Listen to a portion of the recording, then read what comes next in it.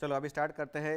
Immunity यानी कि जो हमारी क्षमता होती है रोगों को प्रिवेंट करने की, जो डिसीज़ हमें होते हैं उनको रोकने की जो हमारी क्षमता है, मराठीमध्ये आपण सरळ शब्द वापरतो रोग प्रतिकारक क्षमता।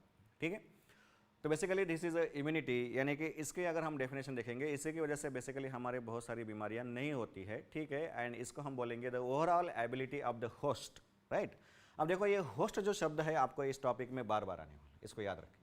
होस्ट यानी कि आपकी बॉडी, सिंपली सी। राइट, तो हमारे बॉडी की जो क्षमता है डिसीज़ को रोकने की, यानी कि डिसीज़ के खिलाफ, यानी कि जो पैथोजेनिक ऑर्गेनिजम्स है, बैक्टीरिया है, वायरसेस है, एन नंबर ऑफ है। ठीक है, राइट, उनके खिलाफ जो लड़ने की यानी कि फाइटिंग की क्षमता जो है, एंड कन्फर्ड यानी कि इस सिस्टम को बनाया किसने, इस चीज़ को बनाया किसने, वो बनाया हमारे इम्यून सिस्टम ने, and that is called as a immunity. And ये इम्यूनिटी जिस साइंस में हम पढ़ते हैं उस साइंस को हम बोलेंगे द इम्यूनोलॉजी। ठीक है, तो इम्यूनोलॉजी में बेसिकली हम ये इम्यूनिटी की सारी बातें पढ़ते हैं, इस इम्यूनिटी का स्ट्रक्चर, उसका फंक्शन, उसके जो बैक्टीरिया या वायरसेस आ रहे हैं उनके प्रति जो रिएक्शन हमारे बॉडी में उनके वजह से हो रहा है, तो ये सभी इंक्लूड होते हैं इम्यूनोलॉजी में। Right, this is the definition of immunology. Right, अब देखो this is the classification of immunity, but इसने क्लासिफिकेशन को आपको डरने की ज़रूरत नहीं है, ये आपको पढ़ते पढ़ते याद हो जाएगा। इसको याद करने की कोशिश भी मत कीजिए, ये अपने आप याद होने वाला है। देखो ब्रॉडली अगर हम बात करेंगे तो immunity it is basically classified into two, इनेट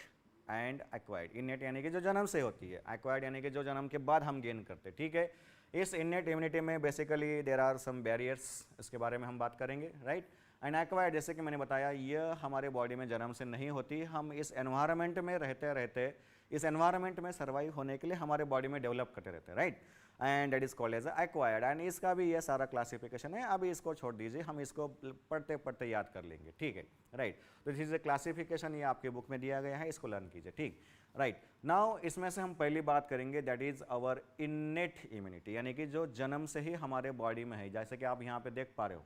right, तो जन्म से ही हमारे बॉडी में जो क्षमता अपने आप आती है by nature, it is called as a innate immunity. Right, right, and it is मतलब कि यहाँ पे लिखा है present at the time of birth, and it is a non specific type of immunity. अब इस शब्दों को आपको केयरफुली समझना है।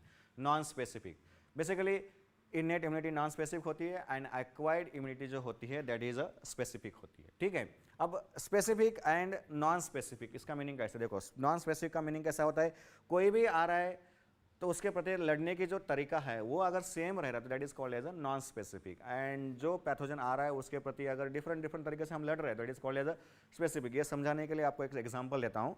देखो ये समझाने के लिए मैं एक एग्जांपल लेता हूँ कि किसी के अगर फादर पुलिस ऑफिसर है तो पर्सनली मत लीजिए, just is the explanation. Right, देखो इनेट इम्यूनिटी समझाने के लिए एंड एक्वायर्ड इम्यूनिटी, इन दोनों में समझाने के लिए मैं आपको एक एग्जांपल दे रहा हूँ। राइट, तो इनेट इम्यूनिटी यह हमारे पुलिस सिस्टम जैसे होते हैं, एंड एक्वायर्ड इम्यूनिटी यह हमारे मिलिट्री की तरह होती है।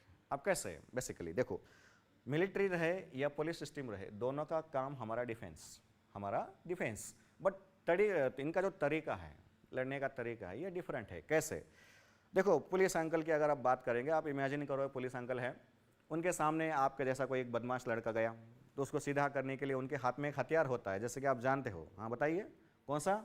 यस ऑफ कोर्स, डंडा। तो कोई भी छोटा मोटा आपका जैसा बदमाश है उसको सीधा करना है तो उनके हाथ में डंडा ही है। समझो आपसे थोड़ा सा ज़रा क्वालिफाइड हाईली रहने की थोड़ा सा बड़ा पॉकेट मारा गया तो उसको भी सीधा करना है तो उनके हाथ में कौन सा हथियार है? डंडा ही है। राइट, या उनके सामने कोई छोटा मोटा डाकू आ गया उसको भी सीधा करना है तो उनके हाथ में क्या है? डंडा ही है। या उनके सामने अगर कोई राइफल भी लेके आता है तो भी उनके हाथ में वही हथियार रहेगा, यानी कि डंडा।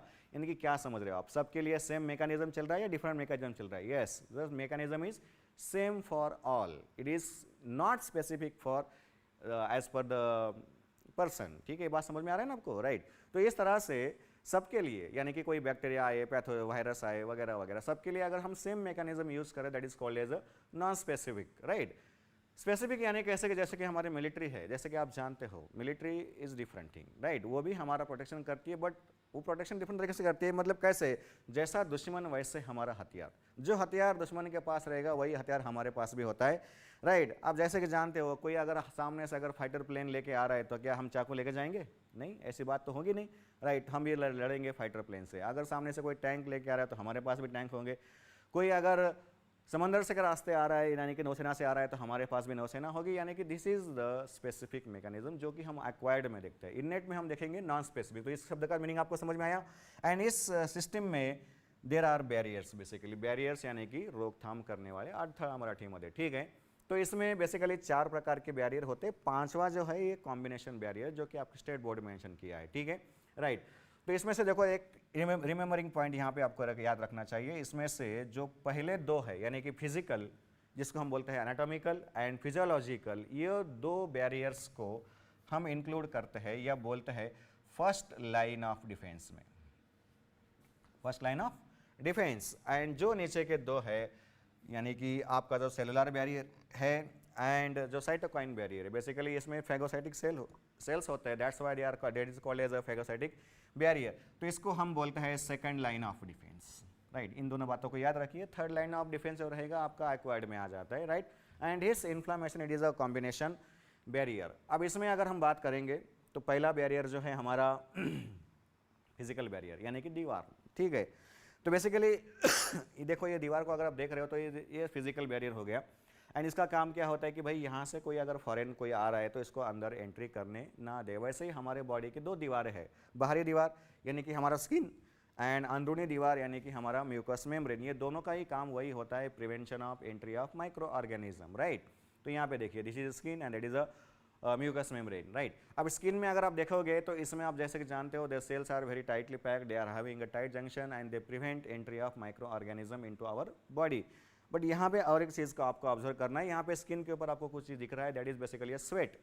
तो बेसिकली आपको यह कंफर्म करना है कि यह कंफ्यूज नहीं करना है, sorry, basically skin it included into the physical barrier but the sweat it is not a physical barrier. ये आपका कंफ्यूजन हो सकता है, केयरफुली याद रखिए, ठीक है।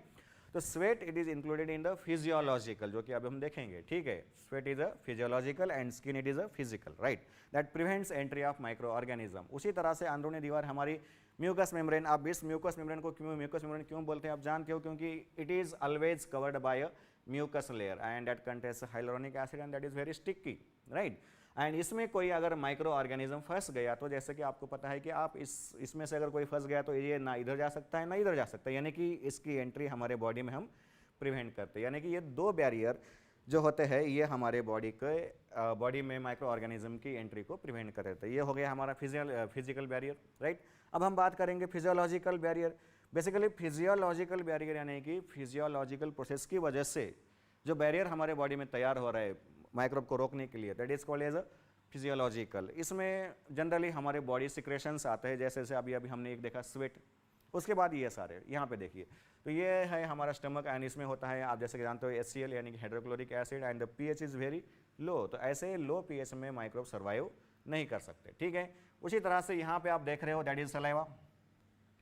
तो ये saliva contain that is basically lysozymes and ये भी एंटीबैक्टीरियल या एंटीमाइक्रोबियल होते हैं, ठीक है। एंड यहाँ पे आप देख रहे हो टीयर्स, इसमें भी लाइसोजाइम्स होता है। एंड द लास्ट बैरियर जिसको आप देख रहे हो that is basically a sweat, sorry fever. Fever कोई सिक्रेशन नहीं है but it is included in our physiological. Basically ये फिजियोलॉजिकल इसलिए बोला क्योंकि ये फिजियोलॉजिकल प्रोसेस से बनता है, मेटाबॉलिक प्रोसेस से बनता है। बेसिकली बात कैसे होती है, जब हम सर्कुलेशन पढ़ रहे थे तो हमने बात की थी कि भाई हर एक ऑर्गेनिज्म को पनपने के लिए, जिंदा रहने के लिए, प्रोलिफरेट करने के लिए उसको अपना अपना स्पेसिफिक टेम्परेचर लगता है। यानी कि कोई भी ऑर्गेनिज्म किसी भी टेम्परेचर में सर्वाइव नहीं करता, वो उसके स्पेसिफिक टेम्परेचर में ही सर्वाइव करता है। अब इसका फ्यूर से रिलेशन कैसा, देखो तो हमारे एनवायरनमेंट में हज़ारों बैक्टीरिया है। अब बैक्टीरिया बोल रहा हूँ मतलब बाकी भी ऑर्गेनिज्म आ गए, जस्ट एक बोलने के लिए बैक्टीरिया बोल रहा हूँ। तो बेसिकली हमारे एनवायरनमेंट में बहुत सारे बैक्टीरियाज हैं, लेकिन सभी बैक्टीरियाज हमें इन्फेक्ट करने की कोशिश नहीं करते क्योंकि वो हमारे बॉडी टेम्परेचर में ज़िंदा नहीं रह सकेंगे। तो हमारे बॉडी में अटैक कौन करेंगे, जिनको 37 डिग्री का टेम्परेचर लगता है, यानी कि जो हमारा नॉर्मल टेम्परेचर होता है। तो वो बैक्टीरिया अगर हमारे बॉडी में एंट्री कर गए एंड हमारे बॉडी ने खुद का टेम्परेचर अगर बढ़ा लिया तो क्या वो सर्वाइव करेंगे, नहीं करेंगे, क्योंकि उनको कितना टेम्परेचर चाहिए था, 37। तो इस तरह से हमारे बॉडी का जो टेम्परेचर बढ़ रहा है मेटाबॉलिक प्रोसेस की वजह से, ये भी बैक्टीरिया को रोकने की कोशिश करता है। That's why fever it is also included in our physiological barrier. Next इसके बाद जो है हमारा सेलुलर बैरियर। अब सेलुलर बैरियर यानी कि सेल्स यहाँ पे काम करते हैं, सेल्स की वजह से ये बैरियर बन रहा है, that's why it is called cellular barrier. इसमें 3 मुख्य प्रकार के सेल होते हैं।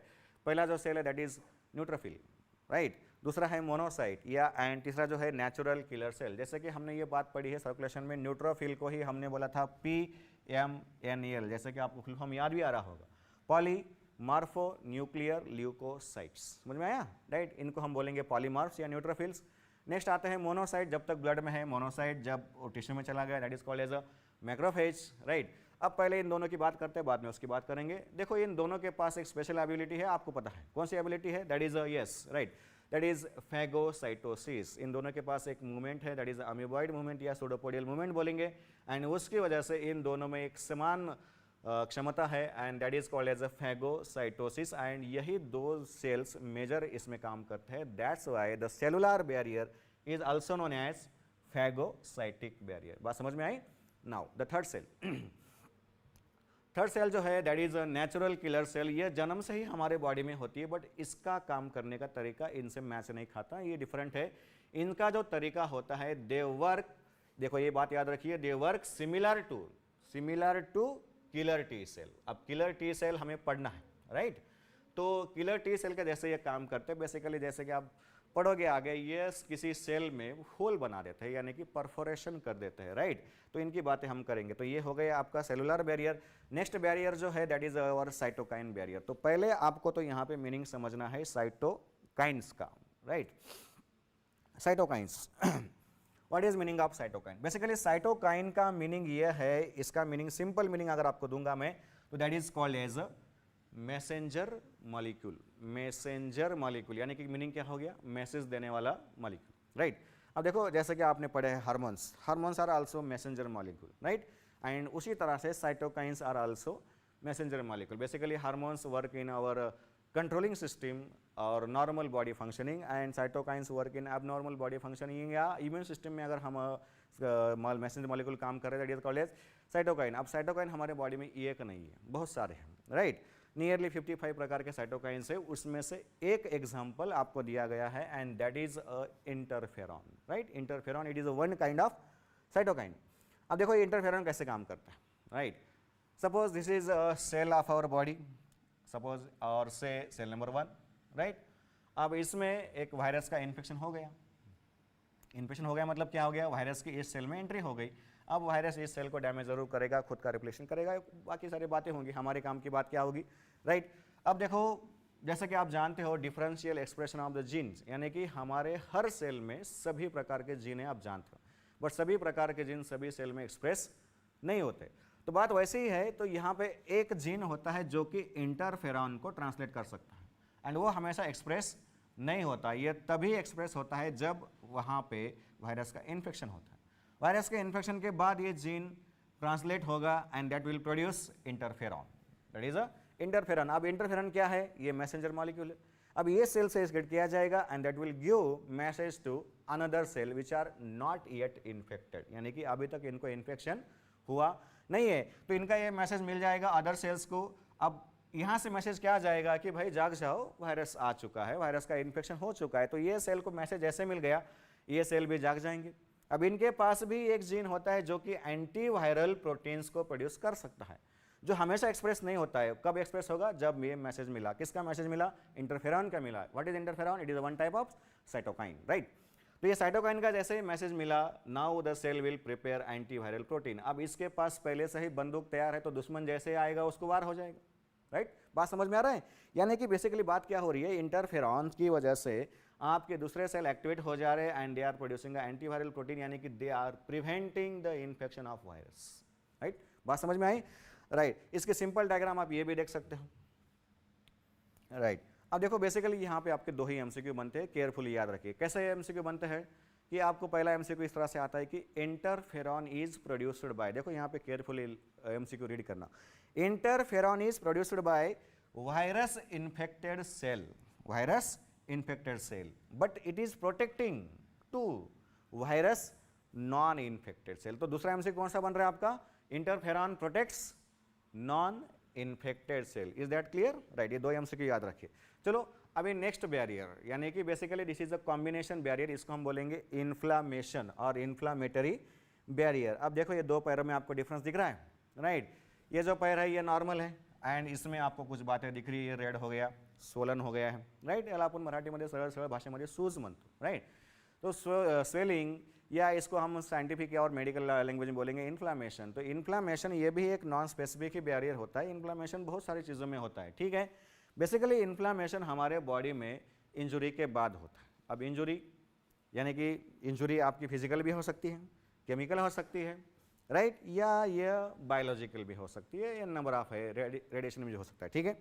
फिजिकल यानी कैसा, देखो अगर आपको जोर से कुछ लगता है, तुम्हाला माहिती आहे तुमच्या डोक्यात काय जोरात लागलं असं येतं, काय येतं, टेंगूळ, बरोबर आहे. आता टेंगूळमध्ये तिथे काय बोन वाढलं का, नाही. मग काय झालं, त्या ठिकाणी टेम्पररी सूज झाली, त्याला काय म्हणायचं, स्वेलिंग. आता ये बघा, ये स्वेलिंग जो है ये नॉन स्पेसिफिक कैसे है, समझो कि ये यहाँ पे आपके स्किन के ऊपर एसिड गिर गया, यानी कि एसिड क्या हो गया, आप केमिकल हो गया. अब ये क्या, इसको हम बोलेंगे केमिकल इंजुरी, ठीक है. या बायोलॉजिकल इंजुरी. बायोलॉजिकल इंजुरी का मतलब क्या कि आपके बॉडी में कहीं जगह पे माइक्रो ऑर्गेनिज्म घुस गए तो वहाँ पे भी आपको स्वेलिंग हो जाती है. तो ये स्वेलिंग यानी कि नॉन स्पेसिफिक मैकेनिज्म है, that's why it is included in our innate barrier, यानी ये जन्म से ही होती है, ठीक है. That's why it is a innate barrier, ठीक है. अब देखो इसमें बात हम सभी इंजुरीज की नहीं करेंगे, हम बात करेंगे, बायोलॉजी पढ़ रहे हैं तो मेडिकल नॉलेज पढ़ रहे हैं तो हम बात करेंगे बायोलॉजिकल इंजुरी के बारे में, यानी कि injury after the entry of micro organisms. इसमें स्वेलिंग कैसे काम करता है, क्या स्वेलिंग कैसे हमारे लिए यूजफुल है, इसकी हम बात करेंगे, ठीक है, राइट. तो पहले इसका थोड़ा सा मीनिंग समझते हैं. It is a local response. What is meaning of local response. Local response का मीनिंग ये होता है कि जहाँ पे इंजुरी वहीं पे इन्फ्लामेशन, राइट. जसं की तुम्हाला माहीत आहे, तुमच्या डोक्यात जर काही लागलं तर टेंगूळ कुठे येतं तुम्हाला, फक्त डोक्यात येतं का पूर्ण बॉडी भरून टेंगळ येतात, नाही ना. तो basically this is a local response, यानी कि जहाँ पे इंजुरी वहीं पे इन्फ्लामेशन, ठीक है. एंड देन उसके बाद जो आएगा इसका पर्पज़, यानी कि it is basically defence reaction in order to eliminate. Eliminate म्हणजे काय, तिथूनच त्याला पळून लावणे किंवा आपल्या बॉडीमध्ये पसरू न देने, राइट. यानी कि इसका मीनिंग क्या हो रहा है कि भाई कोई माइक्रो ऑर्गेनिज्म अगर आपके बॉडी में एंट्री कर रहा है तो उसको वहीं पे रोको या उसको वहीं से भगा दो. इसके लिए जो होता है ये इन्फ्लामेशन का पर्पस होता है. अब इसमें इन्फ्लामेशन में बेसिकली जैसे कि आपको जानना पता है और याद भी रखना है, यानी कि इसमें 4 कैरेक्टर होते हैं. वो कौन से 4 कैरेक्टर होते हैं, राइट. पहला कैरेक्टर आपको मिलेगा दैट इज रेडनेस, यानी कि जहाँ पे आपको इंजुरी हो रहा है वहाँ पे पहला रेडनेस मिलेगा. अब दैट इज बेसिकली जो लोकल वैल्यूएशन हम बात करेंगे यहाँ पे, ठीक है. देन आएगा इंक्रीज इन टेम्परेचर. टेम्परेचर यानी कि आपका उस जगह का लोकल टेम्परेचर बढ़ जाता है, बिकॉज दैट इज वहाँ का जो है मेटाबॉलिज्म आपका बढ़ जाएगा. देन वहाँ पे एक स्वेलिंग आ जाता है, सूज म्हणतो आपण त्याला, ठीक है. That is because of vasodilatation. Basically वहाँ पे आपका परमिएबिलिटी लीक हो जाता है एंड ज़्यादा लीकी कैपिलरीज होने की वजह से वहाँ पे आपका प्लाज्मा भरा जाता है, ठीक है, हम बात करेंगे. एंड देन आता है वहाँ पे दर्द ज़रूर होता है, that is called as a pain, इसको हम डॉलर भी बोलते हैं. तो ये 4 करेक्टर होते हैं, जहाँ पे 4 करेक्टर है उसको हम बोलेंगे स्वेलिंग. अब देखो ये स्वेलिंग कैसे प्रोड्यूस होती है, राइट. इसका एक एग्जांपल लेता हूँ आपको. यहाँ पे देखिए, ये आपका स्किन है एंड यहाँ पे आपका समझो कि आप गिर गए हो एंड गिरने की वजह से आपका स्किन स्क्रैच हो गया एंड वहाँ पे इंजुरी हो गई, इसको हम वुंड बोलते हैं, राइट. तो इस वुंड में से ये आपका फिजिकल बैरियर था जो कि आपका गायब हो गया बिकॉज ऑफ इंजुरी, ठीक है. अब यहाँ से आपके जो बैक्टीरिया है वो एंट्री करने की कोशिश करेंगे ना, राइट. बट क्या इनको हम हमारे बॉडी में फैलने देना है, नहीं, इनको यहीं पे रोकना है. तो इन पे रोकने के लिए कैसा काम चलता है, पूरा ध्यान दीजिए. देखो कैसा काम चलता है. तो आपके बॉडी में अगर कोई भी एंटर करता है, जैसे कि मैंने बताया this is a combination barrier, जितने भी इससे पहले बैरियर हमने देखा है उन सबका ये कॉम्बिनेशन है, राइट. तो इसमें अगर बैक्टीरिया एंट्री कर रहा है आपके बॉडी में, यानी कि आपकी फर्स्ट लाइन तो गई, सेकंड लाइन काम करेगी, कौन सा आएगा, सेलुलर बैरियर. तो सेलुलर बैरियर में मैक्रोफेज जो होता है, क्योंकि मैक्रोफेज आपके बॉडी में हर जगह पे तैनात होता है, राइट. एंड इसलिए ये मैक्रोफेज आपके बैक्टीरियाज पे, ये जो बैक्टीरिया एंट्री की है इनके ऊपर पहला अटैक करता है. जैसे कि आप जानते हो मैक्रोफेज को आता क्या है, कुछ भी चीज़ मिल गई खा जाना, एनगल्फिंग बोलेंगे, राइट. एंड एनगल्फिंग करने के बाद वो उसको डिस्ट्रॉय तो करता है, बट डिस्ट्रॉय करके शांत नहीं बैठेगा, ये चिल्लाएगा. कैसे चिल्लाएगा, in terms of message, right. अब मैसेज कौन सा, केमिकल मैसेज. केमिकल मैसेज को अभी हमने क्या बोला, साइटोकाइन, राइट. तो that will produce some cytokines, right. And ये साइटोकाइंस जैसे कि आप जानते हो दीज आर इंफॉर्मेशन मॉलिक्यूल. ये इंफॉर्मेशन देंगे, किसको देंगे, बहुत सारे लोगों को देते, ठीक है. तो ये साइटोकाइंस जो है आजू बाजू के टिश्यू में डिफ्यूज होने लगते. अब जैसे जैसे डिफ्यूज हो रहे हैं, they diffuse in blood vessel also, and in blood vessel they are recognised by neutrophil. Neutrophil इनको पहचान सकते हैं, इस मैसेज को समझ लेते हैं. एंड जैसे ही समझ लेते हैं, न्यूट्रोफिल के पास जैसे कि आप जानते हो स्क्वीज होने की कैपेसिटी होती है, डायपेडेसिस हम बोलते हैं, वो डायपेडेसिस की वजह से बाहर आता है, टिश्यू में आने लगता है. अमीबॉइड मूवमेंट करके ये चलने लगता, राइट। चलते चलते चलते ये इस साइड तक पहुंच जाता है एंड यहाँ पे आके ये इनको भी खाने लगते हैं। ये यहाँ पे एक नहीं आता, बहुत सारे न्यूट्रोफिल आ सकते हैं एंड उनका यहाँ पे कलेक्शन भी हो सकता है and that collection is known as pus, right. Pus म्हणजे काय, पू, ठीक है।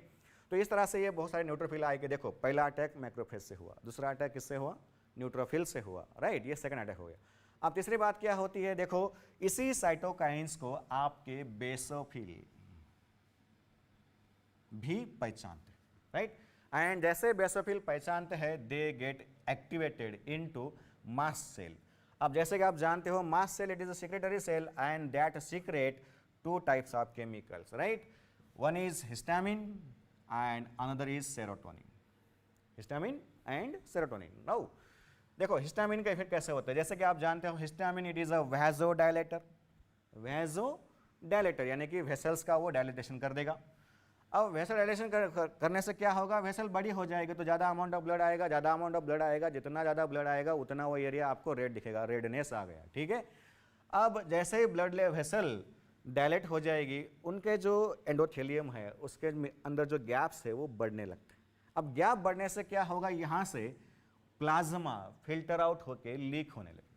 अब प्लाज्मा लीक आउट होगा तो यहाँ पे जमेगा तो उसको जगह लगेगी, जगह लगेगा तो वहाँ पे स्वेलिंग आपको दिखने लगेगा, स्वेलिंग आ गया, देखो रेडनेस आ गया, स्वेलिंग आ गया, ठीक है। अब ये प्लाज्मा क्यों बाहर आ रहा है भाई, क्या जरूरत है इसकी स्वेलिंग हम करने की, हमें क्या जरूरत है। बेसिकली बेसिक बात यह है कि जैसे कि आप जानते हो plasma contain your gamma globulin, these are your antibodies and antibodies also try to attack on the microbes. ये बात समझ में आई। देखो तीसरा अटैक हो रहा है, किसका किसका, पहला देखा हमने macrophage, neutrophil, now antibodies, right. अब ये हो गए हिस्टामिन के काम। अब हिस्टामिन की वजह से ही बेसिकली यहाँ के जो आपके नर्व एंडिंग्स है उनको ये तकलीफ देने लगता है एंड इसकी वजह से आपको आने लगता है pain, irritation of your nerve endings, right. चलो ये हो गए हिस्टामिन के इफेक्ट।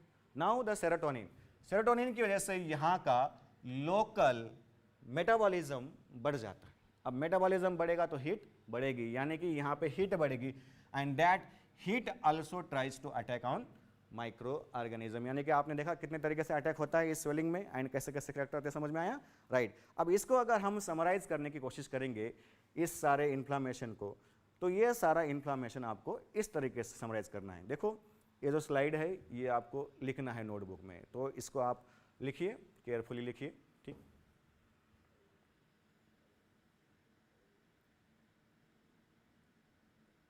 आप इसको पॉज भी कर सकते हो वीडियो को लिखते समय।